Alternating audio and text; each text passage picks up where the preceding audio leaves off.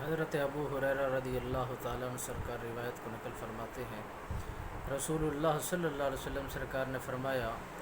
جو بندہ اپنے امام کی اتباع میں رہے اور نماز کو ادا کرتا ہے، نماز کے سر اٹھانے سے پہلے اگر مقتدی سر اٹھا لیتا ہے تو رسول اللہ صلی اللہ علیہ وسلم سرکار نے فرمایا اس کے لیے وعید ہے، وہ ڈرتا نہیں ہے کہ خدا کی طرف سے اسے کیا سزا جزا دی جاتی ہے۔ جو امام کے سر اٹھانے سے پہلے اپنے سر کو اٹھا لیتا ہے،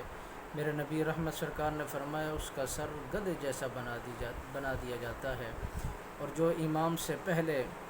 امام کے سجدہ کرنے سے پہلے وہ سجدے میں چلا جاتا ہے، رسول اللہ صلی اللہ علیہ وسلم سرکار نے فرمایا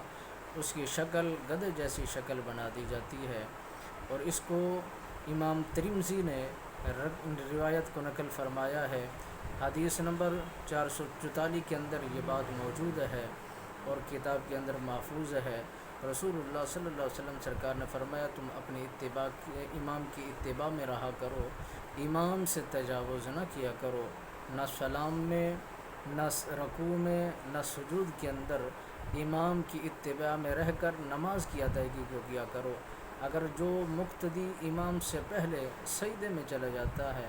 یا رکوع میں چلا جاتا ہے، اس کے متعلق اس حدیث کی روشنی میں میرے نبی سرکار نے فرمان کو زمانہ کائنات تک پہنچا دیا اور آپ نے بھی سماعت کر لیا۔ پھر ان لوگوں کا یہ حال یہی ہوگا